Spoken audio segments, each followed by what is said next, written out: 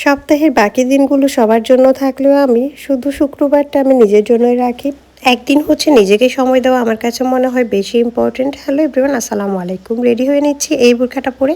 আর এই বোরখাটা হচ্ছে আমাকে আমার এক মামা শ্বশুর গিফট করেছে। উনি দুবাই থাকে, ওইখান থেকে আসার সময় আমার জন্য নিয়ে এসেছিল। আজকে হচ্ছে এই বোরখাটা পরেই আমি যাচ্ছি, আর আজকের দিনটা শুধুমাত্র আমার জন্য।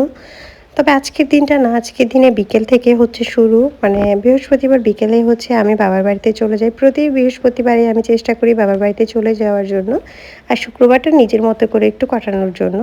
আমার কাছে মনে হয় পৃথিবীতে সব কিছু সুন্দর যদি নিজের জন্য একটু সময় বের করতে পারেন। ভাই এসেছিল আমাকে নিতে, আর ভাই নিয়ে এসে দেখতেছেন এই অবস্থা। বাসায় আসার পর বাবার কাছ থেকে আমি হচ্ছে আম ভাত খাচ্ছিলাম, আম দিয়ে দুধ দিয়ে ভাত, আর আমার ছেলেও খেয়ে নিয়েছে আম তার নানা ভাইয়ের কাছ থেকে। দেন আমি হচ্ছে এখানে আমার ছোটো ভাইয়ের বউ একটা আম পেড়ে নিয়েছিল। প্রথমে একটাই পেড়েছিল গাছ থেকে, আম দিয়ে লবণ মরিচ দিয়ে মাখা খেয়েছিলাম আর কি। দেন এরপর আরও ৩-৪ টাকা পারতে হয়েছে তার, কারণ সবাই মিলে খাচ্ছিলাম। এইভাবেই হচ্ছে আমার সন্ধ্যাটা কেটে যায়। আর সন্ধ্যাবেলায় নাস্তায় আব্বু হচ্ছে পরোটা নিয়ে আসছে, আর আমার বাবা বাড়িতে আসলে পরোটা মাস্ট থাকে, কারণ আমাদের বাসায় বেশিরভাগ টাইমে পরোটা খাওয়া হয়। পরোটা দিয়ে ডাল ভাজিটা খেতে বেশ ভালোই লাগতেছিল। দেন এরপর এক গামলা হচ্ছে আম পেড়ে নিয়ে আসছিলো, দেন আম খেয়েছি। আর এটা হচ্ছে এর পরের দিনের বিকেলবেলা। এই দিনটাই আমি আমার জন্য রাখি, মানে শুক্রবারটা আমি আমার ছেলেকে পর্যন্ত মাঝে মধ্যে সময় দিই শুক্রবারে, বাট নিজের জন্য আমি একটু বেশিই রাখি। ওই দিনও তেমন আমি সাজিদকে নিয়ে আসি নাই, তো চলে আসলাম ফ্রেন্ড সার্কেলের সাথে। আর এসেই একটু আড্ডা দিয়েছিলাম। প্রথমে তো একটু নাস্তা নিয়েছিলাম, চা সিঙ্গারা এগুলো খেয়ে তারপর হচ্ছে চলে আসছি ব্রিজের পাশে। ব্রিজ না, এটা নদীর পাড়ে হচ্ছে, যেমন হচ্ছে পতেঙ্গা বিচের মতো আর কি, ছোট করে একটা বিচের মতো করছে তারা। যাই হোক, মজাই লাগে। বিচ তো হবে না, এটা নদীর পাড়। তারপরে এই মামার কাছ থেকে আমরা চানাচুর মাখা খেয়েছি, বাট চানাচুর মাখাটা এত বেশি জঘন্য ছিল কি বলবো, মানে কোনো টেস্টেই পাচ্ছি না। আমি নেক্সট টাইম চানাচুর মাখা কীভাবে বানাতে হয় আমি আপনাদের সাথে শেয়ার করব, নেক্সট ভিডিওতে দেখবেন।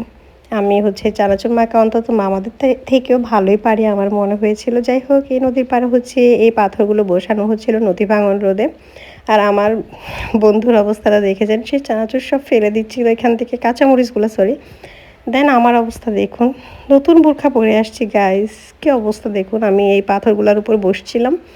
পরবর্তীতে হচ্ছে আমাকে আমার বান্ধবী বলতেছিল তোমার বোরখা তো শেষ, কি আর করার আছে। এখানে বসে জাস্ট একটা ছবি নিতে চেয়েছিলাম, অবস্থা এরকম হয়ে গিয়েছে। যাই হোক, এরপর আমরা হচ্ছে এই রেস্টুরেন্টটাতে চলে আসি আরেকটা চা খাওয়া। আসতেছে ভাইয়া, দেখো তোমার ছবি তোলে, দেখো এটাকে দেখো, এটা তো হাই হাই। হ্যাঁ তোমার মতো, এটা কিন্তু তুমি না, দেখো তুমি না। আম্মু আমাকে সোহাল দেখাও, সোহাল দেখাও। তোমার তো আরেকটা ফটোকপি আসবে, সোহালের ফটোকপি একটা আসবে।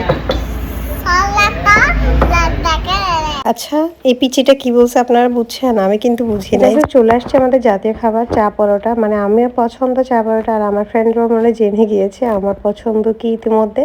তারাও হচ্ছে আমার জন্য এই চা পরোটাই অর্ডার করতেছে।